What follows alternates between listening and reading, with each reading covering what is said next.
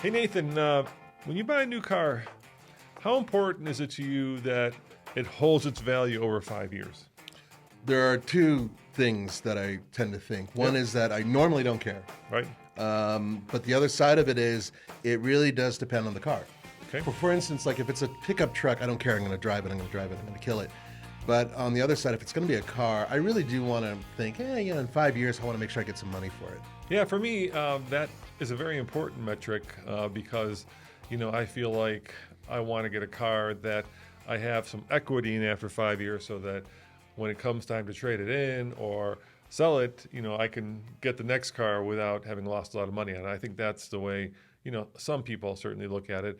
But to help us figure that out, our friends at IC Cars have come out with a list of the top 10 most and least depreciating cars after 5 years. In other words, the cars that retain their value and the cars that don't.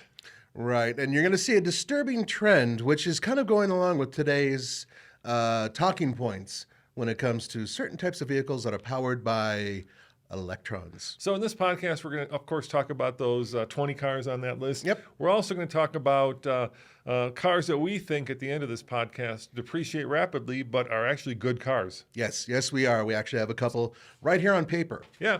And then I've got some viewer hate mail. So this time around, and you'll understand why, you're going to do the rant.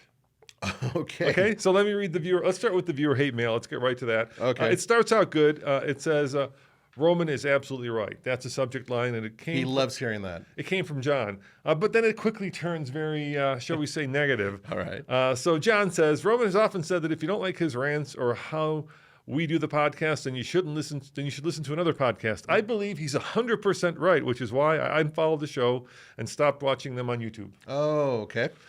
His pretentious attitude towards anything that doesn't fit into his worldview is wrong or stupid.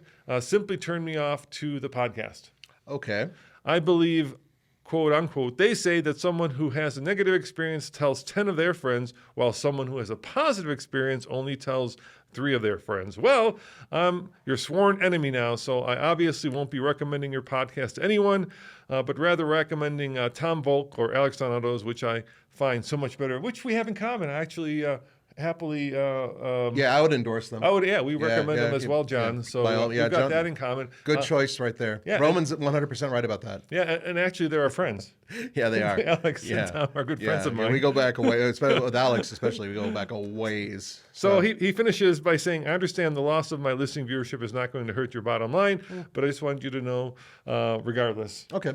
So, John, thank you for your feedback. We really appreciate it. Unfortunately, you won't hear this because you unsubscribed. Yeah, although I tend to hear that people who unsubscribe don't quite unsubscribe to see whether or not they should unsubscribe.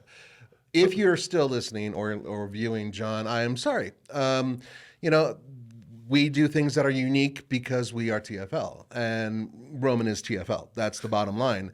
As such, we sometimes change things up here and there, and rather than throwing out a threat or anger, I would normally recommend that you say, hey, listen, this is what you're doing, and it's really turning me off.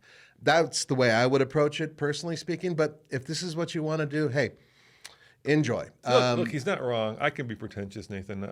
No. Yes, he's not wrong. No. Here, wait. For those of you who are listening, I'm coloring myself surprised. But I'm working on it.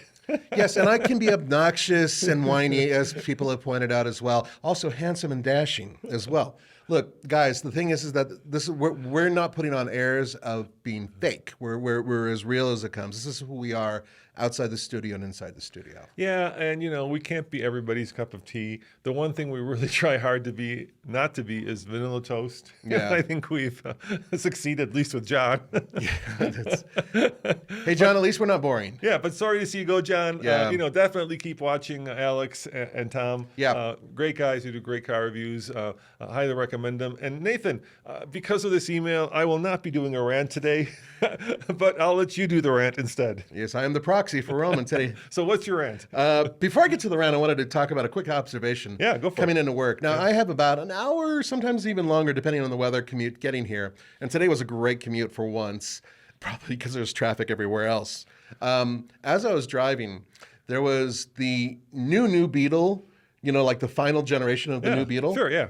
all black, had those cool little hubcaps on it, right? Yeah, So, of course, I'm looking because there's not many of them on the road. Yeah, they did like a bunch of special editions. At the Yeah, end this there, one looked just really cool, right? And I, so I I like I like glanced over. I like the blue jean one. Remember that one? Yeah, I do as it's well. pretty That cool. was cool. But this was all black and just looked cool and Okay, sedate, cool. right? The guy who was driving it was wearing very round glasses, had slick back black hair. Okay. All right, and was wearing, I think, a black turtleneck. And he looked like Dieter from Sprockets. Okay. And I looked over at him, and I guess he saw me mouthing, can I touch your monkey or something like that, which is from the Saturday Night Live gig. We're really with showing our age. Yeah, it was a Mike Myers thing. Right.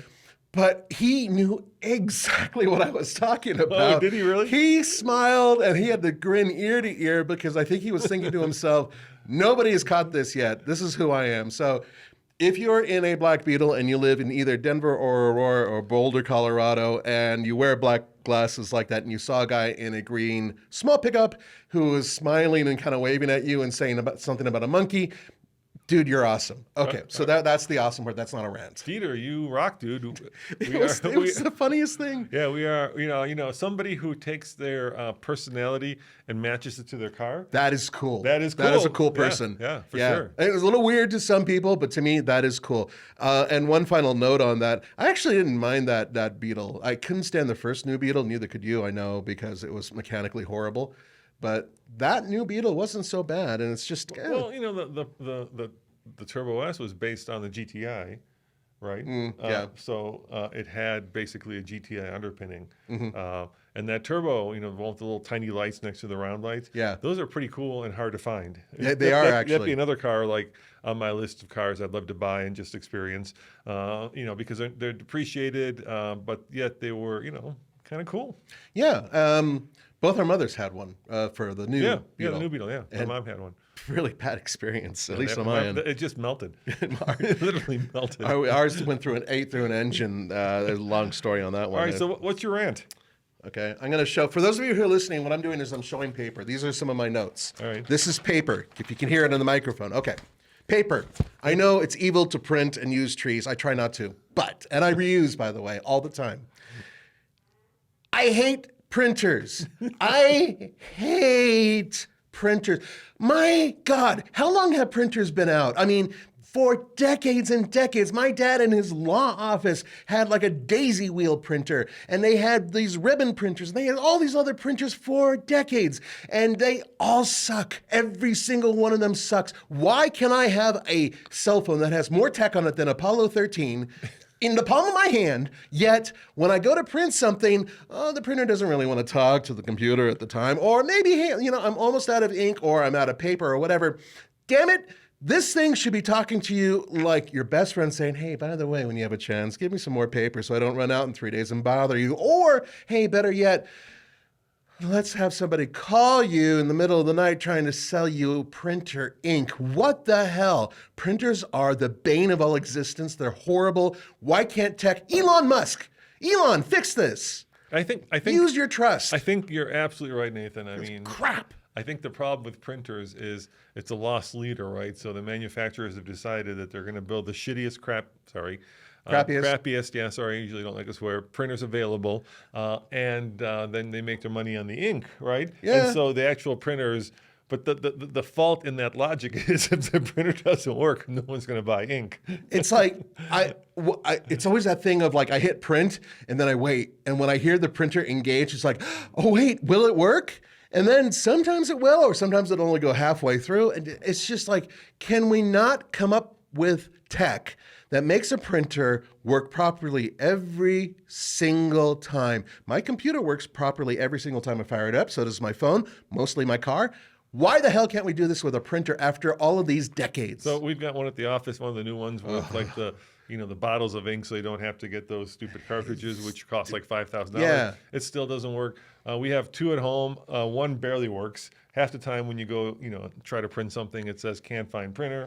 Right? That is like got to be the most ubiquitous error message on any computer. Yeah. So I'm hoping that with like virtual contracts now, right, where you can sign them online, that we're getting away from this. But when you do need to printer or you need a hard copy of something, they're still horrible. I agree. And then I don't think even like the crazy expensive ones that like big corporations have, right? Where they have like leases and then they have maintenance contracts on them are much better. I think they're also the same problem. They're all crap as far as I'm concerned. So if you represent a printing company and you do not like what you hear, and you can join John and leave us. But more importantly, I'd like to hear your perspective, your point of view, where you think printers could perhaps go and provide a very simple machine. I don't want color. I don't care if it's color. I just want a black and white text of what I'm putting out there so I can use it and actually not have to beg the system, oh, please, just listen and work. Please, if I hit print, actually print something. God. And also, by the way, formatting, some of these things with the formatting, come on, guys. How many times do you like get a piece of paper out where like the thing, whatever you're trying to print is like halfway across it, or it's like cut off, or some weird code or whatever demons speak, or you've had like one of the colors run out, so it comes out all yellow. Yeah, everything. It's just absolutely right now in this day and age where we're living in a high tech world. This makes no sense to me. So yes, I challenge you guys. Let me know. Am I missing something here?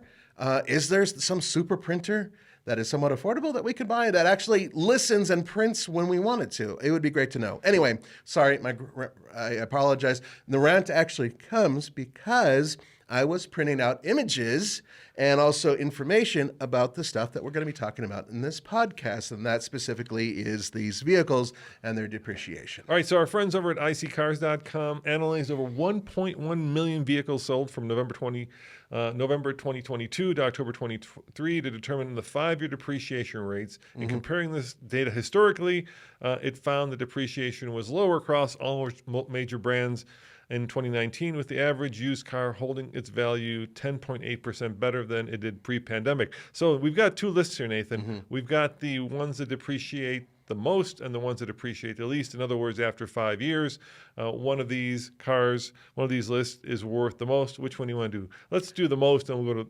Let's do that. Let's go in a typical TFL fashion. Let's do the least depreciating cars. Okay, yeah. And then we'll get the most depreciating cars. So in other words, we'll do the positives first. Yes, let's do the positives. Big surprise that one of them is behind me on the wall. Yes. But don't tell them if they're listening to this. No. They'll have to wait. But I'm going to give you some good news. What? For those of you who are ticked off at Roman, he has one. All that views allowed us to buy this car. All right. Number 10, Nathan. Of the lowest 5-year depreciation, according to iSeeCars.com, is the Toyota Corolla.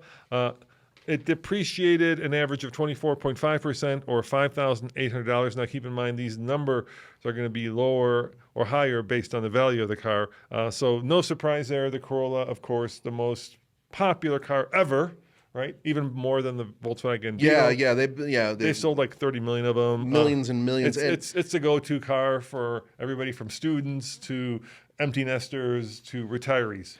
Yeah, it's considered extremely reliable, even in its newest form. And there's several different types as well, by the way. There's a hybrid version. There's a very fast version. And they don't break this out. They don't break it out by... No, we're just kind of lumping them all together, which I think they did as well. All right, number 9 is a Subaru Crosstrek. Average depreciation, same as the Corolla, 24.5. Since it's a little bit more expensive, it loses about $7,214. That's the difference in MSRP to when you sell it 5 years later. Once again, a car that fits. It's kind of a Swiss Army knife of cars. Yes, right? it is. These cars have a lot in common. They work for a lot of different ways. They're also extremely affordable. The Crosstrek is one of the more affordable all-wheel drive vehicles you can get in its class if you get the base model. And Corolla, of course, has a very cheap version of itself as well. So number 8, Toyota CHR, 24.4%, average depreciation, $6,692. Now, as you know, Nathan, I was just in Japan, so I'm still a bit jet lagged because we stuck around 2 weeks after. Yeah, you guys have only been back for like 24 hours. Yeah. So if I'm a little down on my energy, please forgive me. Sorry, John. But I forget what this car. I think it's also called the CHR. You know how here it's kind of a small car-ish, smallish. Yeah. There, it's massive. Yeah, that's right. Because everybody has a K car. Yeah. Oh, massive. Oh my God. There's so many K cars. Yeah. So many K cars. So I had this idea, and I wanted to run it by you. All right. And I wanted to run it by our listeners. The forbidden fruit cars, right? The cars that we can't get. What's like the number 1 forbidden fruit car on your list? The Suzuki Jimny. Exactly. Yeah, I yeah. just adore. Basically, it's Yeah. the younger brother of the Suzuki It's like a baby Wrangler. Samurai. Yeah, yeah, Or Bronco, yeah. depending on what you prefer. And they sell them around the world, but in Japan they have two versions of it. So they have the regular Jimny, which there is called the Sierra, Yeah, that's right. and then they have a K car version of it. This little, so they take it and they actually like shrink it down, right? Because a Yep. K car has to have like 600 cc's. It has to be A tiny. wheelbase of Yeah. a certain size. They're all very tiny. So I had this brain idea, but it's going to be expensive, but I think it'd be fun. We have a friend who has a house in Japan, Larry. Yeah. And I want to ask him, I haven't run it by him yet. So if you're listening to this, Larry, I'll be calling you. What if we buy a Jimny K car in Japan, Yeah. title it, insure it there, then ship it over here? The rule is you can drive it up to a year here. Yeah, that's right. And then, do a video series around it. What's it like to buy a car in Japan? First drive in Tokyo in the Jimny, pick it up and then try to cross country it. Because they usually go to Tacoma, right? That's Yeah, where yeah. they play. And then keep it here, off-road it, and then, ship it back at the end of that and sell it. I adore the idea, and I already volunteer wherever you're going to drop it off. I will drive the hell out of it. I know it's a weird thing that the fat guy loves tiny cars. I don't know why. I just do. And I adore this particular vehicle. Jalopnik did a review of it, and they said at like highway speeds, like the world's coming to an end. That's okay. It'll do 80, but man. Dude, I used to rock a Samurai, and a Samurai at high elevation, driving that thing at high speed. It was basically like Chuck Yeager trying to break the sound barrier. And God help you if there's any crosswinds. Yeah, Or let's do it. Let's do it. Or semi-trucks. Okay. Let us know what you think, guys, in the comments below. John, you can join in too. The next one is actually rather surprising. Number 7, Nathan, is the Chevrolet Camaro. Who would have thunk? Well, considering, okay, so it's been 24.2%. Right. It's been on the rumor mill for about 5 years that it was going to go away. Yeah. So I'm guessing, this is just a guess, that might have something to do with it. So, they're dropping down the numbers and people are buying them. They're holding on to them. And as such, the value might actually be higher than we anticipated because they're holding on to them, because they're cherishing them a little bit more. That's just a guess. Yeah. $10,161 on average. And I can tell you that the competitor, the Mustang, is not on this list. Maybe because lower production means higher. They make a lot more Mustangs than Camaros. Yeah. A lot more. So higher desirability, maybe because there's less of them. Because they might be going away. Yeah. That was probably the thought a couple of years ago. That's just a guess. Yeah. Don't know. If you guys have any insight, let us know. But it might be a good time to buy a Camaro. Well, yeah, they're definitely going away. Chevy did announce that finally. Oh, yeah, yeah. All right, number 6, another Subaru, the BRZ, 23.4% for an average of $8,114. Once again, another car that is, high in demand and low in supply. Yes. So that may have a lot to do with it. Yeah, it's interesting because over the past, say, 3 years, it's gone through some changes and developed more horsepower, better handling, a lot of refreshed exterior, interior components. We've driven the 86 version of that, which is Toyota. Which is not on the list. Which is not on the list. It's also weird, which makes you wonder about the validity. But I think they build validity. more of the Toyota version than they do the Subaru version, so perhaps that's part of it. Yeah, you'd think with like Toyota's reputation for reliability, that would be the one that would be on the list. But apparently, it's the BRZ, so which is a Subaru. Yeah. Frankly, it has a Subaru engine and running gear. Yeah, so, yeah. Interesting. Not that surprising though, considering the difference in terms of the sales numbers. But very good car, at least with the Toyota one that we've driven. It was a great little car. All right, number 5 now. This is also no surprise. Honda Civic sedan / hatchback, 21.5%. It only loses $5,817. Dude, once again, your Corolla, Crosstrek, Civic, these all have something in common, like you said. They're affordable. They're kind of the Swiss Army knife of cars. They're ubiquitous. Right, and they tend to be very reliable. Civic is one of the more reliable vehicles. I know there's been some cases of oil loss, but for the most part, if you look across the board in terms of reliability for inexpensive vehicles, Corolla and Civic are very close to each other on most of those metrics. Yeah. Yeah. So I feel good about the fact that, if you're buying a Civic, and the other thing that's also interesting is that both Honda and Toyota have kind of bucked that trend to raise their price. The average new price over COVID has gone up to almost $50,000 for a new car. and yet these cars are well in the 30s, dare I or say, even in the 20s. 20s. Oh, Yeah, yeah. You can get one for the low 20s. yeah. So N- there's not a lot of depreciation to begin with. yeah. Now, bear in mind, we know that dealerships change that whole thing, We but know, yeah. we're not referring to them. We're just talking about what the order price is on some of these cars. All right, number 4, Jeep Wrangler Unlimited. That is no 4-door. surprise. That particular one is no surprise. We've known for years and years that for some reason, regardless of how they're abused or their mediocre reputation for reliability, and I would say on the higher end of mediocre though, the Wrangler is extremely sought after and Jeep's most popular vehicle in terms of that. So 20.8%. Yeah. 8,951. Here's the interesting thing about the Wrangler. So I was talking to this Aussie who was on my trip. I did a tour of Japan. And I said, Australia has this huge off-roading community. Yeah. How popular are Jeeps? And he told me not much because of their reliability issues.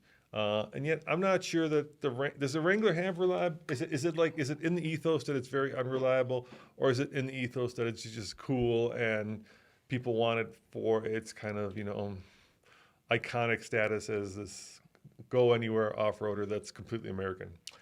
I think the latter one is probably what most people think of it.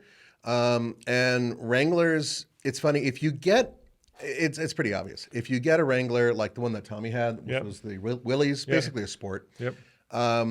With the manual transmission, just keep everything simple, or even the automatic, they tend to be more reliable. Once you start adding on all the extras and all the other things, then some of the tech starts falling apart from time to time. And so that's how they get the reliability ish, the disclaimer of they're not as reliable as perhaps the Toyota equivalent or perhaps some other equivalent. But I go on the thing of I could go around the world and everybody knows when I say Jeep, they know exactly what I'm talking about. And a lot of countries, that's including China and India right off the bat, mimic them the best they can because they know they're cool. That's the truth. Hey, John, if you're listening, here's a rant for you. Okay, fire away. All you're doing is encouraging me. You know that. Well, I know. that email is not. John, you're now a superstar here on TFL. It's gonna. You should know by now that's gonna have the opposite effect. It's okay. We make light of it because it's better to laugh than cry. All right, so Nathan, and this also goes with the Wrangler. And here's where I came up with this rant. Right. All right. I'm going to make a prediction. The straight 6 4-liter that Jeep put like in the Cherokee. Sure. That now has a reputation of being one of the most reliable engines ever. If you were to pick like your top 10 most reliable engines, that would be up there. It'd be 11 for me, but yeah, okay. Okay. I'm going to make a prediction, and then I'll get to my rant. And that is that the Pentastar, the current 6-cylinder V6, will also be in that pantheon of most reliable. I mean, they put it in everything, right? From the Wrangler to the minivan to the Pacifica to the...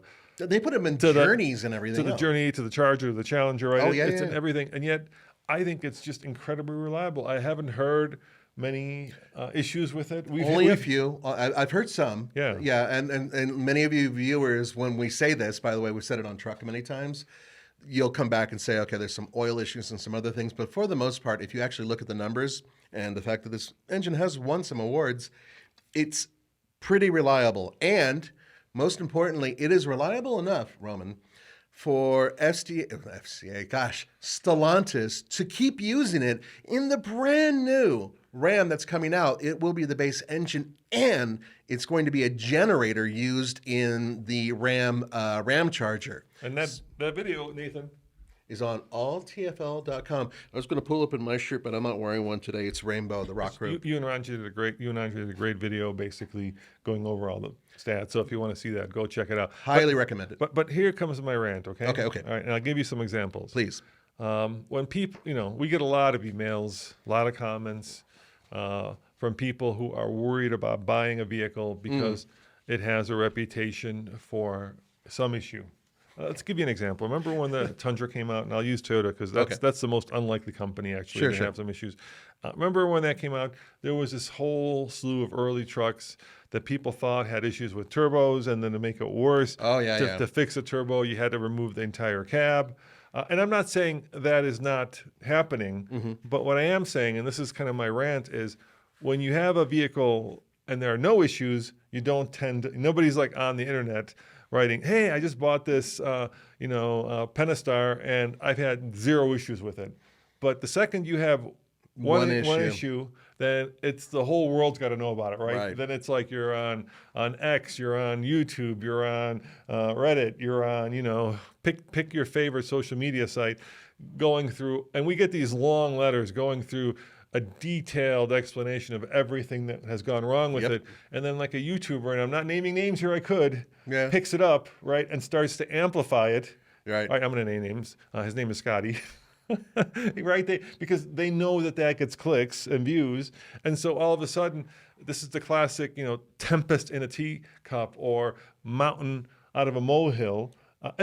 This is not to, I don't want to be like, there are issues, and I'll give you an example of a serious issue that affected a lot. Remember when GM had the cylinder deactivation, right? There were a lot of vehicles that were affected by that. There were a lot of recalls. Mm-hmm. But in general, people don't complain about cars that don't break, but they do complain about cars that do break, because then they want help, or they want validation, or they need to get the word out so that the dealer is motivated to fix it, yada yada yada. So sometimes this reputation gets out there, and oftentimes it's not justified. I think the simple way of putting it is bad news sells. Yes. So if you see negative press about anything that's out there, I'll give you a really good example. Not that long ago, there was a vehicle that was introduced, an electric vehicle, and it had some recalls from a company that doesn't normally do recalls, especially on new products. And everybody, that is including myself, was skeptical, saying, okay, well, it's already not a great vehicle. I'll give you a hint. Yes, it's the Toyota BZ4X-YZ. Okay. And that vehicle is mediocre. I honestly don't hate it. I just don't think it's competitive. That's really the bottom line. It's like last generation technology. Right. But remember, there were some problems with the rear hubs, and the wheel fell off. A wheel, you just amplified bad news. Right. Because in a particular case, there was an issue. And as such, they initiated a recall and they fixed the problem. Now, they sold some early production ones. And right. And one of them had an issue. Very unusual for Toyota to have such a serious issue. It's also very sexy, because a wheel falling off is something that hasn't happened since the Model T, I take it. No. There's been plenty of other cars. I can name a few. Okay, but you see what I'm saying, right? Yeah. It makes for good headlines. But that's exactly it. Negative news sells. So they fixed the problem. No problem with the car now. They're actually, so far, been relatively reliable, at least this past year. So the thing is that you're not going to remember that they've been fairly reliable this past year. You're going to remember that there was this one problem that did occur. And the same thing could be said about fires that have been reported in some cases with certain cars, where maybe one of them sparked, but not an actual fire. But because of a fire danger, the automaker says, don't keep it in your house because your house might, burn down. People translate that into their head as, the car will follow me home and attack my wife and children. This is how far it goes. And so negative news sells. If we were to put out there, how horrible things are, which we're about to do, by the way, on this list, so stay tuned. Wait, but this is not our. but we recognize that, and that's why there's a lot of other people who do. And we always try to do both sides of the coin. I try to. Yeah, so we're doing good and bad. But here, let me take it one step further. Please. All right, this is a huge jump, and if you don't, John, if you don't want to stick with me, fair enough. But this is not a rant, but this is kind of my opinion, okay? All these things we've been talking about, right? These are not issues in electric cars. So right now, there's this news story that's out there that lower demand is causing manufacturers to pull back from electrification, right? And part of that is because electric cars have become political, obviously, right? Part of it, yeah. Yeah, but the news story right now is that manufacturers are reassessing how much money. Ford just announced that they're putting less money into the Lightning, right? Also, their EV plant, they're pulling back a little bit on some of the. But I've got two thoughts that maybe run counter to public and current opinion. Mm-hmm. Go for it. Okay, first, I don't think it's demand issue. I think it's a product issue. I think a lot of the electric cars right now are just not up to snuff. They're not desirable. They don't have that sexy factor. There's a few that do. Mm-hmm. I'm not talking about Tesla, whole different thing. But in general, they're just not great cars. Well, they're not affordable cars. That's for damn sure. And they're also not affordable. Yeah. So why would you switch to an electric car which has no pop, has no desirability, and is basically just a commuter car that you're going to have a hard time road tripping. So I think part of the problem is the product. They're just not great products. And I don't want to go. I mean, we can go down the line of all the electric cars. They're all the same. They're all mid-sized crossovers. A lot of them are. Yeah. Nobody's building anything exciting except maybe for Porsche and Tesla. I kind of like Rivian as well, but the legacy automakers in general aren't exactly creating something that I fantasize over. That's one of the issues. Okay. So that's a demand issue. The other issue I think, Nathan, is there's a basic, and we just talked about this, driver that's going to make electric cars the default car in the next, let's say, 10, 15, 20 years, right? And we just talked about it. And that is a lack of complete maintenance, right? You can talk about batteries and you can talk about all these other kind of like things out there, but at the end of the day, what will win people over, just like Toyota wins people over with reliability, is the fact that they're dead reliable for the most part, and there's no maintenance. Pretty much none. So in a year, this year, just put some numbers to that, we've gone from like 4% electric cars to, at the end of the year, it's going to be probably close to 10%. So maybe even higher, they're saying now. So we've doubled. And the way things work in America is people are going to be like paying attention, and all of a sudden one day you'll wake up and like the electric car will be the default car. And I put that down to the lack of maintenance and the complete reliability because it has no moving parts. Well, it has few. But so much fewer, right? There's so many less things that can go in an electric that can go wrong. Less fluids, less all that. Yeah, like I'm testament to that. I had a car for 3 years, and it was the Leaf. It was an old used Nissan Leaf, and the only thing I really did to it was tires. Yeah. And the thing ran really well. By the way, the brakes lasted longer because regenerative braking means that the vehicle uses its own motor to slow down. So the brakes actually lasted a lot longer than I anticipated. They were great. And this was a teenager who drove the crap out of this car. But I wanted to bring up something too, by the way. We deal with certain media people in our world who are very anti-electric, and they love posting this stuff. Oh my God, the numbers are in. This is what it's about. Now, I'm on the fence in terms of what I like and dislike about electric vehicles because I still like internal combustion. I like all cars for one reason or another because I'm crazy about how the tech works. But I think we both love cars. Right. That's the thing. I mean, you said TFL is Roman, but I think the thing that runs throughout the entire team is we all just love cars and trucks. We do indeed. It doesn't matter what they're powered by. I think one of the things that's happened is that a lot of the people who wanted electric cars now have electric cars. True that.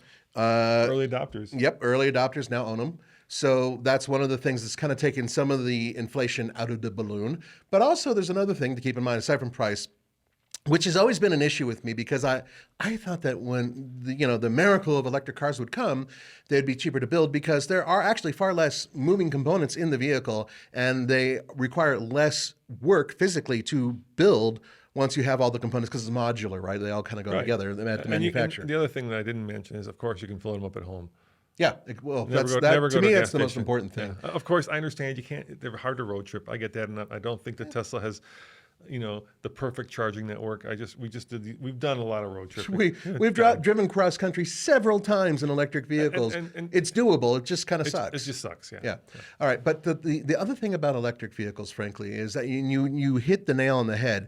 The desirability right now simply is minimal, and that's based on the fact, aside from price, the fact that there's just not enough to cover the territory of all the people who want them. You know who has a lot of really freaking cool electric vehicles that do cover a lot of the people who are out there, a lot of the consumers? Who? China. Yeah. Okay. Oh, hell yeah. They've got some really cool stuff over there. So I just did a video with BYD from Japan. Yeah. And this BYD from Japan. No, I was in Japan. Oh, and the BYD was there. Yeah, from Japan.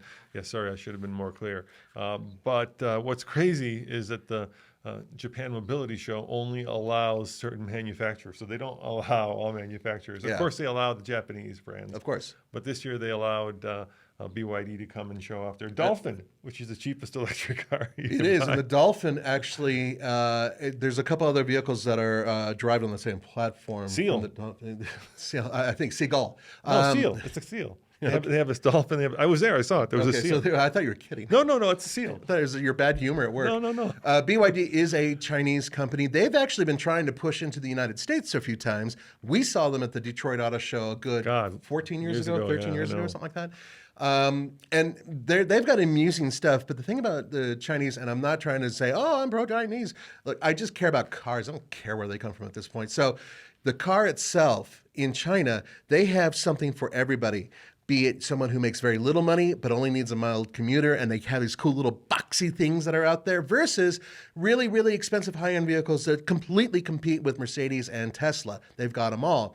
So my point of view is they have variety, and that is what Roman's basically saying. We have a lack of variety here in the United States for the United States And customer. affordability. Yeah. Look, the most affordable thing we have in the garage, it doesn't run. It's called the Candy, and it's crap. Yeah, I know. From there, you have to go up to about a $30,000 vehicle if you're lucky. And yes, I know everyone's like rebates or, government, federal. No, you know what? Tax credits don't always work for everybody. But here's the problem, right? When I was going to journalism school, you try to present both sides of the story. Right. But now people like hearing only from the side of the story they believe in. Yeah, exactly. So by preaching to the choir, you can make a lot more clicks and money than by actually being kind of, hopefully down the middle and trying to tell people the advantages and disadvantages of each. So we could get a lot more views and clicks if we were like, electric cars suck, and they will never be it, and you'll take the electric car out of my cold, dead hands, right? Yeah, there's a lot of people who do that. Yeah. Or you could be on the other side of the fence, which is, Elon Musk is God incarnated walking on the earth. Which you need a man bun for, by the way, if you're going to do that. Yes. By the way, he needs a man and bun. everything he does is golden. Yes, he touches things and they turn to water and wine and blah, blah, blah, blah, blah. And that gets all the early adopters, the Tesla fanboys. I think we don't like extremes on either side is sort of the point here. And we try to look down the center of it. We're pissing off both now. Yeah, I don't care about that. I'd rather piss off both than only, have people go like, oh, you only like electric vehicles or you only like gas vehicles. Bro, I like them both. What about that, yo? How about that? Yeah. How about just whatever Speaking works of which, we let's should keep get going to here. the list here. Yeah, number 3, Nathan, top 3 least depreciating. Toyota Tacoma. That's no surprise there. 20.4% for an average of 8,000. And that vehicle is about to be completely changed. I mean, we are on the verge of getting a brand new Tacoma. It's going to be wild. Andre and I are flying to LA to test drive it, so I can't wait. And if all goes well, we'll get our hands on one ASAP. Yeah, we're working on it, so stay tuned for that. Of course, go to alltfl.com for more coverage on that, or tfltruck.com as well. All right, number 2, the Porsche 718 Cayman, 17.6% for an average of 13,372. Cayman is probably the better racing Porsche than a 911, but it's not a 911. So number 1 on the list, of course, is the Porsche 911. And this is incredible, right? We started with Toyota Corolla depreciating almost 25%. Yeah. The Porsche 911, 9.3% for an average of 18,000. You know what, Roman? That sounds great. And if I were in your position, I would even consider buying one of those because what a smart investment that would be. If you can get one. If you can get one. It helps if you're connected. And See, this is the pretension. So tell them what you bought. We bought a 911 Targa 4S. Yeah. And we immediately took a drag racing against our old Mustang, and of course this is actually pretty interesting, the new Z Nismo, which on paper is almost identical in terms of horsepower, torque, and weight. Yeah, although the performance is not what you expect. So stay tuned. That video is coming soon. I think we're going to have that out in the next day or two. So by the time you guys hear this, it'll probably be out. Yeah, head on over to All TFL. So we'll hopefully hold on to that guy and do a long-term review on it. Of course, we're going to. You got the Targa specifically because you have like lots of hair. So you pull the top off, and it's like the hair is flowing in the wind. I'm wearing. Do you have glasses that say turbo on them from the 80s? I can't lie, Nathan. I got the Targa because it's my dream car. I know. I'm not going to lie about that. I'm happy for you, but at the same time, the almost exact same time that he got one, our friend Moto Man got the GT3. Got the GT3, and so both of them are like, "Hey, we got the Porsche." I'm like, really? Because I'm driving to work in my Hyundai, you Hey, bastards. I was very quiet about You it. were very quiet about it. We didn't really know until no. it pulled into the garage. Yeah. And so we recently had on Nathan Heffel, who is from Colorado Public Radio. He's one of the guys. We did an interview with him. It was fun.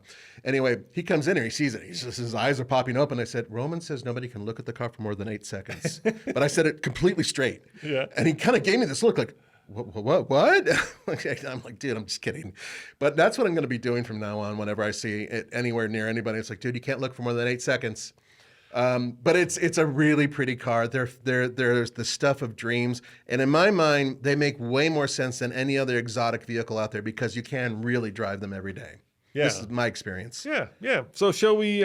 yes, let's go to the negative list, shall we? Yeah, because that's what you guys are waiting for. Yeah, exactly. Negative news. Negative news. All right, now we're going to be talking about cars, of course, that depreciate the most over 5 years. In other words, these are cars that do not hold their value, and we'll kind of take a swing at why we believe that's true. Well, before we go there, I wanted to read this. This is also from IC Cars. Let's hear it. Now, this gives you an explanation of the 5-year depreciation for notable segments, and that means, so we're talking about hybrids and EVs. Uh-huh. So overall, from 2023 back to 2019, it's a 10.8% improvement since 2019. Yeah, we talked about that. But go by the segment. Yes, but the segments, check it out. Yeah. Hybrids, 19.3% improvement. EVs, 18% improvement. SUVs, 10.4% improvement. I thought that'd be somewhere else. And trucks, 7.9% improvement. So it's interesting in terms of their percentage points, by the way, where they all lie. But it basically shows that everybody has bounced up since 2019. Yep. All right. Number 10 on our list, Nathan, is one of my favorite cars. And this hurts me because I used to love this car. It was one of my dream cars. It's kind of since then lost a little bit of its luster. They haven't really, I don't think they've really done much with it, unfortunately. It's the Audi A7. Over 5 years, it loses 57.2% for an average of $48,917. And it's got that amazing fastback design, right? I love the fastback design. Just, when they first came out with that car, I think you and I were both smitten. We were. Because nobody else was doing a fastback that way. BMW came out with theirs around the same time. It would look terrible. Maybe it was a one-trick pony?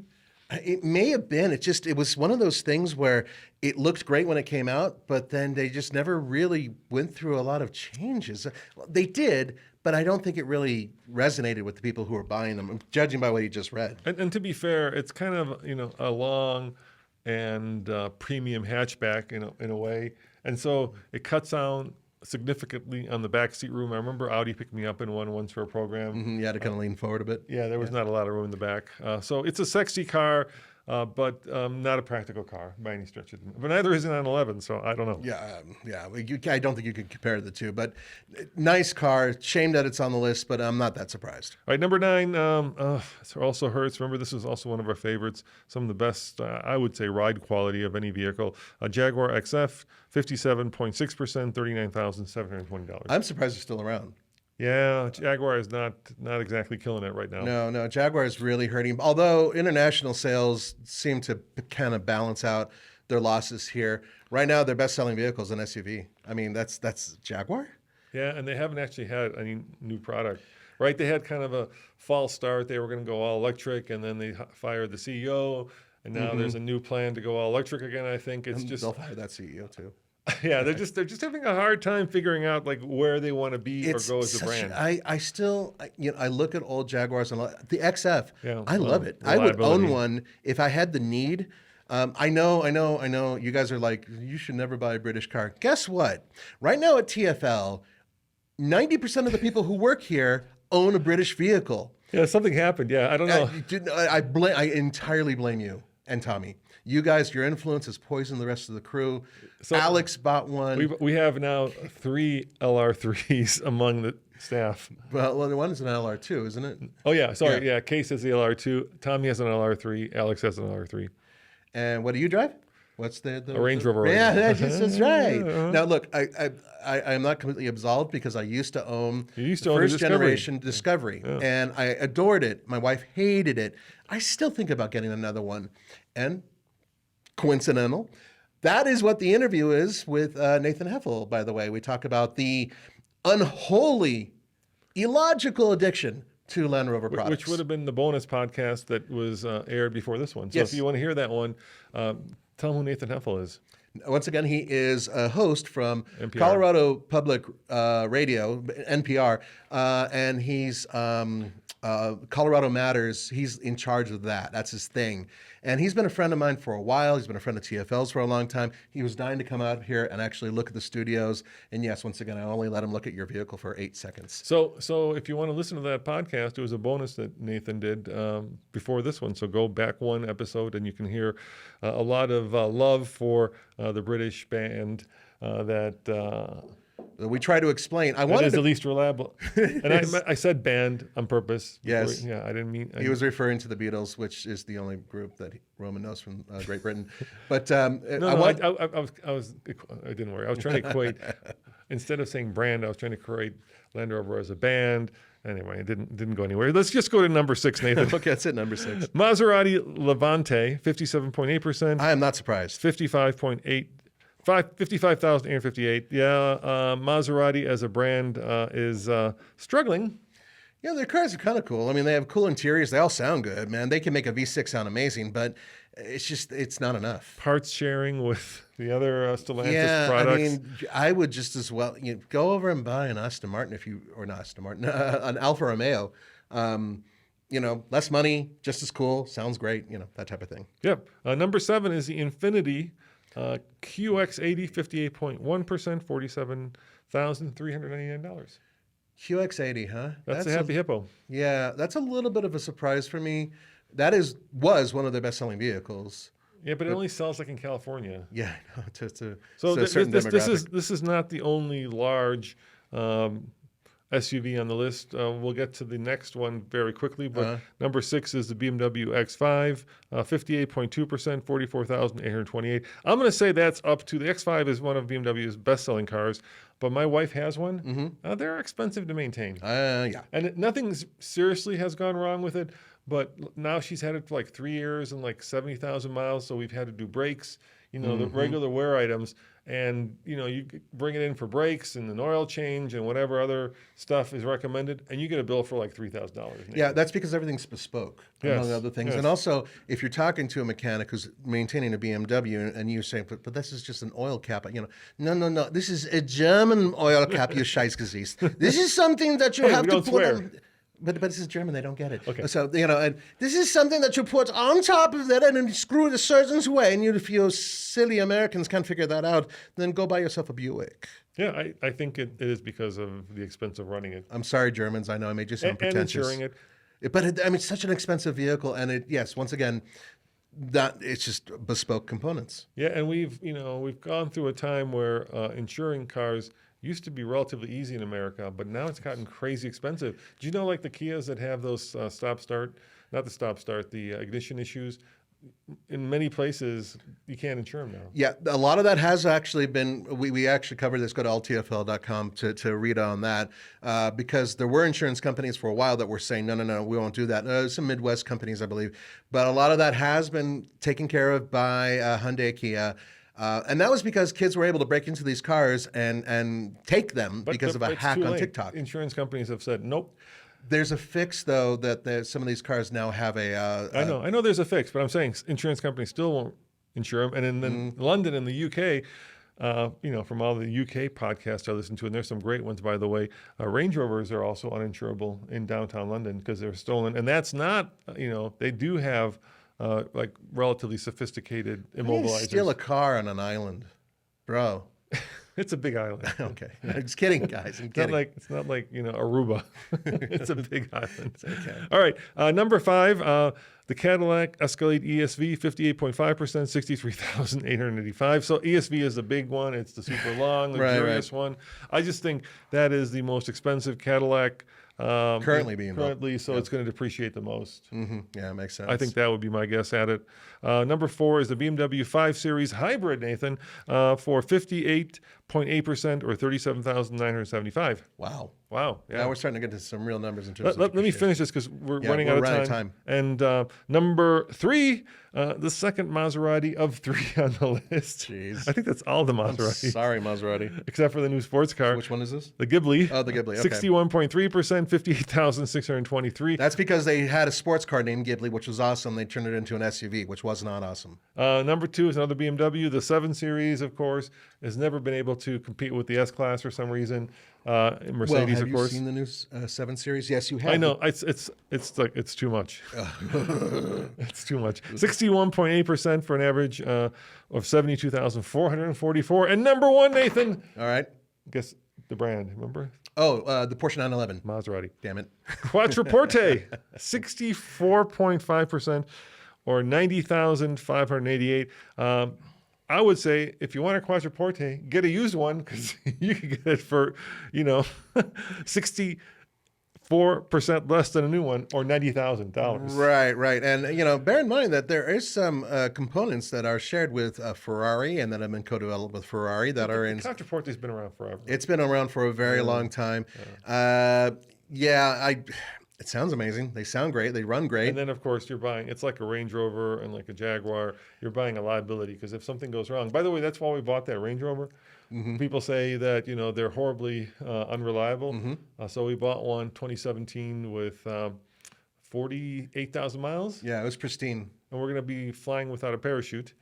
We've already taken it in the Moab. Yeah, to see how reliable or unreliable it is over the next year. Yeah, and we're going to do some updates with it as well, physically. So far, so good. All right, so that's the list, Nathan, but we thought we'd kind of round this off by coming up with some cars that we think depreciate like rocks, but actually are good cars. Yeah, So and what we do you got actually have there? some examples. Yeah. I have my own example, and actually, quick story. My wife is thinking about updating her Mini with a newer Mini. I know, right? You're already talking about depreciation, but she loves driving the thing. So for those of you who are Mini fans out there, and by the way, TFL at one point had 8 Minis. That's between what I had, Tommy had a whole bunch. We had like an electric one. All right. We're down to 1, I think. Are you really? Yeah, the classic, yeah. Which is the one you want to keep, in my opinion. So this is, I just found this local dealership. No, I'm sorry. This is not. This is in New Jersey. It's called Holman Toyota. They have a Mini from 2022. By the way, that's where we bought our Porsche from, the Holman. No kidding. Yeah, it was Porsche of San Diego. So thank you guys. They actually sold us our Porsche, and I'm very grateful for this without paying over sticker. So we paid sticker. That's really cool and very rare for something that And like if you're wondering how German. much the sticker was, are you wondering? I know it was 158. 158? Yeah. Actually, that's a little less than I thought it would be. Yeah. Oh, that's because I kept hearing what Moto Man's was, which was Yeah, he had the GT 220, I think. yeah, something like that. $250,000 basically for a Porsche. Okay, so this is a 2022 Mini Cooper Countryman All 4. This vehicle does have 48,000 miles on it, but list price $23,990. Now, if you think about the fact that this particular vehicle was damn close to $48,000 just a year ago, that is depreciation quick. Granted, a lot of miles, but still, for a pristine car, and it is in perfect condition, that is pretty notable. Yeah. Yeah. I was listening to Jason Kanisma's podcast, Haggerty podcast, that he does recently, and he said at the end, well, at least Tommy told me this. I never got to the end. So Tommy told me that like he got together with a bunch of the old school, print journalists, and they came up with the top 3 worst cars in America right now, and this was one of them. Okay. The one that I picked, but number 1 was a VinFast. Yeah. Okay. This was number 2, and number 3 was the ID4.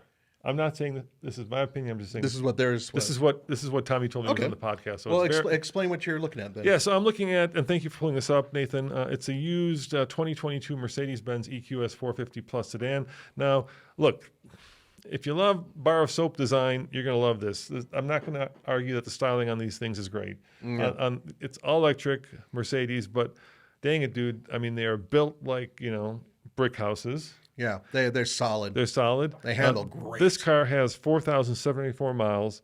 It says 350 miles of electric range. New, this was a $120,000 car. Easily. Especially if you got the all-wheel steering. Yes, which this has, but it doesn't have the. It's not the very top of the line. It's like almost the top of the line. Right. This might be a 2-wheel drive. No, I think this is. It's 4-wheel drive. Okay. Yeah, All right. it's 4-wheel I forget drive. which one's 4 and which one's Yeah, 2. this is the 4-wheel drive one. So, and a 350 mile range. Or List something like price on a 2022, $65,900. basically half. Yeah, basically half in like a year and a half. Right, and that's kind of the thing. So, and at 120,000, I might scratch my head, but at 60,000 to get a Mercedes-Benz EQS, look, I understand, and I think everybody out there understands the problem with electric cars is they're like this phone, right? You're buying yesterday's technology. you always are. Right, you're buying the iPhone 12 when the 15 is out. Well, Right, maybe exactly. this is the iPhone 14. But you know what? People have found that batteries don't actually degrade very much. So, As much as many people have reported, so it's debatable in terms of where the car is and what the car is. and then this car, a Mercedes gives it the craziest, if I remember right, battery warranty. I want to say it's 150,000 miles. I believe so. 150,000 miles. It's the lifetime of the vehicle plus. Yeah. So if you're worried about battery degradation on this, you don't have to because you've got 144,000 miles of battery. I believe it's a warranty left. transferable warranty as well, but you guys probably want to double check Yeah, on that. that's a good point. Yeah. Anyway, a hell of a bargain. The one that I've been waiting for to come down, of course, is the Porsche Taycan, and I think finally it has come down.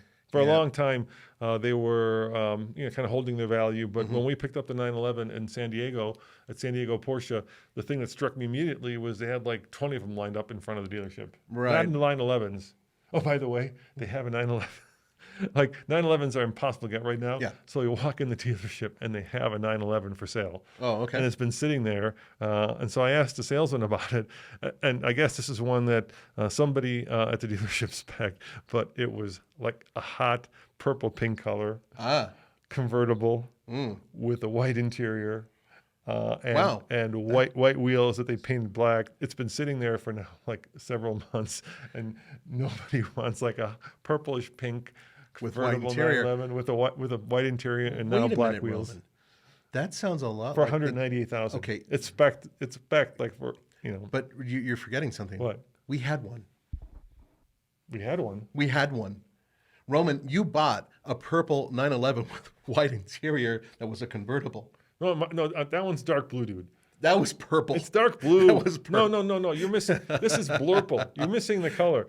It's like, you know what it looks like? Yeah. It looks like a Jelly Belly. Okay. It's not. It's that car is definitely dark blue. If you want to call it purple, it's purple. It looked purple to me. We still have it. It's been in the shop for like the last 2 years. It's never going to come always out. in the shop. It's back in the shop. Seriously. You think we had learned our lesson? We by bought now? it. Well, we bought it like 3 years ago, and we've had it in our possession for like 4 weeks. Yeah, and it's just the car itself it needs help. But by the time it's done, it'll be ready to be sold, and we'll still have a $20,000 loss. It'll be great.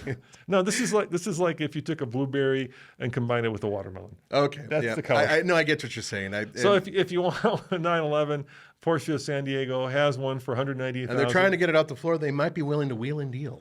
I don't know if they're willing to wheel and deal, but I'm sure. I don't know. They took the white wheels and they painted the black to try to give it a little bit more gravitas, I guess. I think that car belongs in Sportiness? Florida. Yes, Actually, it's yes. more Florida than California Yes. car, personally speaking. Or Phoenix, or Palm Springs. Okay. Yeah, I think Palm Springs would do well. Or maybe there's somebody who just loves, and it's not even like what's the Hemi color, the Dodge. It's Oh, the grape color that they have. what the hell's it called? What is that called? It's not that cool. The purple color they do. Yeah, the whatchamacallit purple. Yeah. This is like Sublime, and then they have that one purple color. And I'm blanking on it right now because I wasn't ready. Plum crazy. Plum crazy. There it is. It's Okay. not like that, believe me. That would be cool. Okay, before we wind down, one Yes. final thing to mention, guys. We are on the cusp of a major auto show, and we're going to be covering it. So stay tuned. By the time you guys hear this broadcast, the boys are probably going to be getting onto an airplane heading out to Los Angeles. And there's a ton of stuff that they're going to be covering. Can't go into all of it because some of it's secret. I hear through the grapevine that the new Lucid Gravity is going to be unveiled. The new, smaller, less expensive The Lucid. Gravitas. I don't know, but maybe it will be. They have a press conference, and I don't know what else it would be. Okay. Well, also they were talking about building an SUV at one point, so I don't know if that's going to be. Well, whatever. It's kind of SUV, the Gravity. Is it? I honestly don't. Yeah, it's like a small no. process. It's like a Model Y. All right. Well, but anyway, so the guy's going to be going out there. Plus, we have a whole bunch of other stuff that's coming up in the very near future. A ton of events, and they're stacked up one by one. I think that automakers are trying to get these events done before the heavy snows start hitting throughout the country. And so stay tuned because a lot of it's coming up very soon. And guys, as always, if you want to see all this, just head on over to, I'm going to move this mic again, Nathan, where? alltfl.com. That goes for you too, John. I can't help it. It's fun. Ouch. It's fun. It's Ouch, fun. ouch. All right. All right, guys. And thanks for watching. We'll see you next time. Ciao. Cheers.